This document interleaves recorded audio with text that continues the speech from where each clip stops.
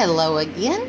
Today we are going to be rounding to tens and hundreds and subtracting to 20.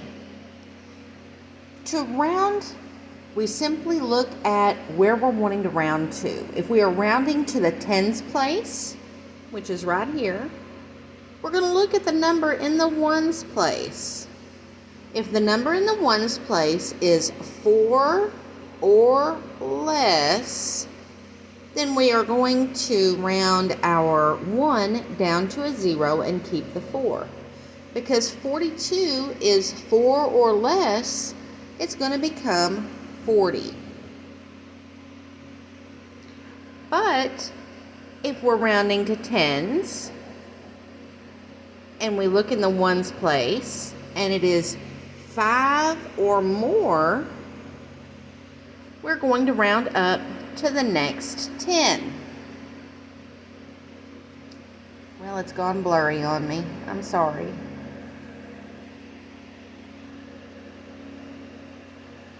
There we go. So here we have 77.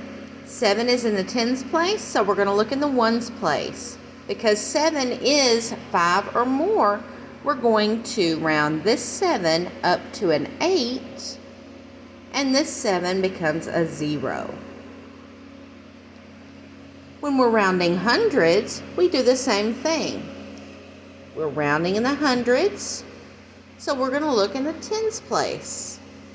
Because 0 is 4 or less, our nearest hundred is going to be 100.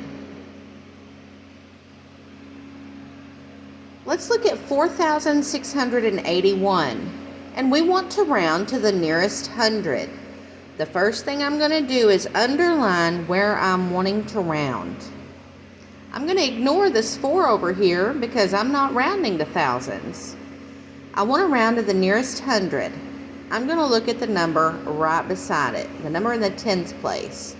That 8 is 5 or more, so we are going to round our 6 up by 1.